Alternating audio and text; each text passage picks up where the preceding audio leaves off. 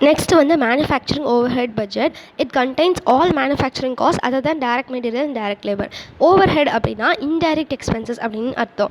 So direct material and direct laborலாம் வந்து direct expenses. ஏன்னா வந்து இப்போ நம்ம சப்போஸ் 5 யூனிட்ஸ் ப்ரொடியூஸ் பண்ணுறோம் அப்படின்னா 5 யூனிட் ப்ரொடியூஸ் பண்ணுறதுக்கு நமக்கு எவ்வளோ மெட்டீரியல் வேணும், எவ்வளோ லேபர் வேணும் அப்படின்ட்டு நம்மளால் கரெக்டாக சொல்ல முடியும். அதனால் அது டைரக்ட். யூனிட்ஸையும் எவ்வளோ தேவைங்கிறதையும் முடிச்சு போட முடிஞ்சிச்சு அப்படின்னா அது டைரக்ட். இன்டைரக்ட்னா என்னென்னா இந்த இவ்வளோ யூனிட்ஸ் ப்ரொடியூஸ் பண்ணுறதுக்கு எவ்வளோ அந்த எக்ஸ்பென்ஸ் செலவாகும் நம்மளால் கண்டுபிடிக்கவே முடியாது. இப்போ சப்போஸ் நம்ம எக்ஸாம்பிளுக்கு வந்து மேனுஃபேக்சரிங் ஓவர் ஹெட்டில் rent of the production building எடுத்துக்கிட்டோம் அப்படின்னா, இப்போ நம்ம ஒரு யூனிட் மேனுஃபேக்சர் பண்ணுறதுக்கு இவ்வளோ ரெண்ட் வேணும், 2 யூனிட் மேனுஃபேக்சர் பண்ணால் இவ்வளோ ரெண்ட் வேணும் அப்படின்னு நம்மளால் சொல்ல முடியாதுல்ல. அதனால தான் அது indirect. Example property tax, insurance அதெல்லாமுமே வந்து இன்டைரக்ட் தான். ஏன்னா வந்து இவ்வளோ யூனிட் மேனுஃபேக்சர் பண்ணுறதுக்கு இவ்வளோ எக்ஸ்பென்ஸ் ஆகும் நம்மளால் சொல்ல முடியாது. ஸோ மேனுஃபேக்சரிங் ஓவர் ஹெட்டில் வந்து direct material and direct labour தவிர எல்லா மேனுஃபேக்சரிங் காஸ்ட்டு வந்து இருக்கும்.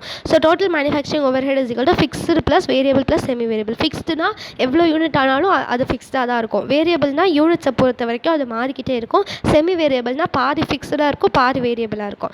Question 11th question, prepare manufacturing overhead budget for quarter ending கொடுத்துருக்காங்க. பட்ஜெட் அவுட்புட் வந்து 5,000, fixed overheads 30,000, variable overheads அப்புறம் செமி வேரியபிள் ஓவர் ஹெட்ஸ் கொடுத்துருக்காங்க. ஸோ நம்ம என்ன பண்ணும், fixed plus variable plus semi variable. So fixed எவ்வளோ 30,000, அதை வந்து அப்படியே போட்டுக்கோங்க. So fixed overheads 30,000. அதுக்கப்புறம் வேரியபிள் வந்து என்ன கொடுத்துருக்காங்கன்னா ₹15,000 வேரிங் அட் ₹5 per யூனிட் அப்படின்னு கொடுத்துருக்காங்களா. இப்போ இந்த 15,000 அப்படி அடிச்சிருங்க, அதை பார்க்கவே பார்க்காதீங்க. 5 per யூனிட் இருக்குல்ல, 5 per யூனிட்னா 5,000 யூனிட்ஸ்க்கு 5 into 5,000 போட்டோன்னா 25,000 கிடைக்கும். ஸோ 25,000. செமி வேரியபிள் என்னென்னா 15,000 40% ஃபிக்ஸ்டு 60% வேரியபிள். இப்போ 15,000 into 40% வந்து எவ்வளோ வரும்னா 6,000 வரும். 6,000 ஃபிக்ஸ்டு. ஸோ ஃபிக்ஸ்டுக்கு 6,000 போட்டுக்கோங்க. அதுக்கப்புறம் என்ன பண்ணணும், இந்த 15,000 அடிச்சு விட்றணும். ஏன்னா 60% வேரிங் அட் ₹3 per யூனிட் அப்படி இதை மட்டும்தான் கன்சிடர் பண்ணணும், அந்த அமௌண்ட்டை கன்சிடர் பண்ணக்கூடாது. ஸோ 3 per யூனிட்னா 5,000 into 3 போட்டோன்னா 15,000 வருமா. ஸோ இது ரெண்டுத்தையும் ஆட் பண்ணோன்னா செமி வேரியபிள் 21,000 கிடைக்கும். ஸோ இது எல்லாத்தையும் ஆட் பண்ணோன்னா 76,000 வந்து மேனுஃபேக்சரிங் ஓவர் ஹெட். ஸோ இந்த கொஸ்டின் அவ்வளோதான். இப்போ நெக்ஸ்ட்டு 12th கொஸ்டின், இதில் என்ன கொடுத்துருக்காங்கன்னா பட்ஜெட்டட் அவுட்புட் கொடுத்துருக்காங்க. அப்புறம் பட்ஜெட்டட் ஃபிக்ஸ்டு ஓவர் ஹெட் வந்து 60,000 ஃபார் த இயர் அப்படின்னு கொடுத்துருக்காங்க. ஆனால் அவுட்புட் வந்து குவார்ட்டருக்கு கொடுத்துருக்காங்க. நம்ம இயரில் இருக்கிறதெல்லாம் ஃபஸ்ட்டு குவார்ட்டரில் கன்வெர்ட் பண்ணணும். அதுக்கப்புறம் என்ன வேரியபிள் ஓவர் ஹெட் அதெல்லாம் வந்து கொடுத்துருக்காங்க. So first fixed overhead plus variable overheads plus semi variable over அப்படி தானே போடுவோம்.